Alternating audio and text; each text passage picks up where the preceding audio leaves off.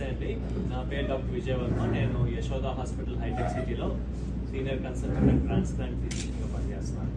అయితే ఈ ముఖ్య ఉద్దేశం ఏంటంటే, ఈ పర్టికులర్ మీటింగ్కి ప్రతి 100 మందిలో ఈ రోజుల్లో 17% మందికి కిడ్నీ ప్రాబ్లమ్స్ అనేవి చూస్తూ ఉన్నాం. చాలామంది కిడ్నీ ఫెయిల్యూర్ రోగగ్రస్తులు డయాలసిస్ అనేది ఒక మరణ శిక్ష. డయాలసిస్ మీదకి వస్తే ఇంక జీవితం ఉండదు అనే ఒక అపోహలో ఉంటారు. డయాలసిస్ అనేది మరణ శిక్ష కాదు. దాని తర్వాత ట్రాన్స్ప్లాంటేషన్ అంటే కిడ్నీ మార్పిడి అనేది ఒక పునర్జన్మ లాంటి ఒక ట్రీట్మెంట్. అయితే కొంతమంది ఫ్యామిలీస్లో బ్లడ్ గ్రూప్ మ్యాచ్ అవ్వకపోవటం వలన వాళ్ళ కుటుంబ సభ్యుల నుంచి మనం కిడ్నీస్ అనేది తీసుకోలేకపోతున్నాం. మనకి లా ప్రకారంగా కుటుంబ సభ్యుల్లోనే కిడ్నీ అనేది తీసుకోవడానికి వీలవుతుంది. అంటే తల్లిదండ్రుల నుంచి కానీ, అక్క చెల్లెళ్ళు, అన్నదమ్ములు, భార్య, భర్త, పిల్లలు, వీళ్ళ దగ్గర నుంచే కిడ్నీ అనేది తీసుకోవచ్చు. బ్లడ్ గ్రూప్ మ్యాచ్ అవ్వకపోవడం అనేది దీనికి ఒక అడ్డుగా కొంతమంది ఫ్యామిలీస్కి మారింది.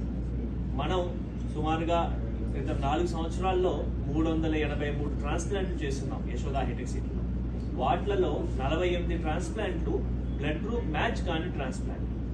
నేచర్ ప్రకారంగా ఎవరి దగ్గర నుంచైనా కిడ్నీ తీసుకోవచ్చు. అలా కాకుండా ఏ లేదా బి బ్లడ్ గ్రూప్ ఉన్న వాళ్ళు ఆ పర్టికులర్ బ్లడ్ గ్రూప్ నుంచి లేదా ఓ బ్లడ్ గ్రూప్ నుంచి తీసుకోవచ్చు. దీనికి టోటలీ భిన్నంగా మనం ఏ నుంచి బికి బ్లడ్ గ్రూప్ ట్రాన్స్ప్లాంటేషన్ కానీ, బి నుంచి ఏకి కానీ, లేదా ఏబి నుంచి ఓకి కానీ కిడ్నీ ట్రాన్స్ప్లాంటేషన్స్ అనేవి సక్సెస్ఫుల్గా చేయడం జరిగింది. నార్మల్ ట్రాన్స్ప్లాంట్ కన్నా ఒక 3 లక్షల ఖర్చు ఎక్కువ ఉన్నప్పటికీ కూడా రిజల్ట్స్ మనకి regular blood transplantation, blood group match అయిన ట్రాన్స్ప్లాంట్స్తో కంపారిటివ్గా ఉన్నాయి. చాలా మంచి రిజల్ట్స్ అనేవి మనం చూస్తా ఉన్నాం. దీని యొక్క ముఖ్య ఉద్దేశం ఏంటంటే, బ్లడ్ గ్రూప్ మ్యాచ్ కాకపోవడం అనేది మనం ట్రాన్స్ప్లాంటేషన్ చేయకపోవడానికి ఒక కారణం కాకూడదు. ప్రతి ఫ్యామిలీకి ఒక హోప్ అనేది మనం ఇవ్వగలగాలి.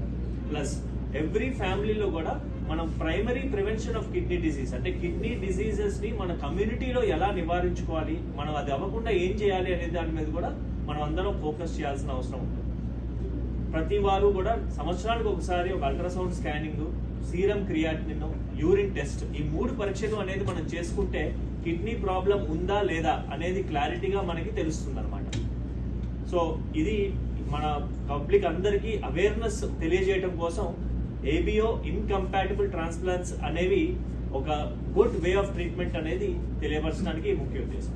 Thank you.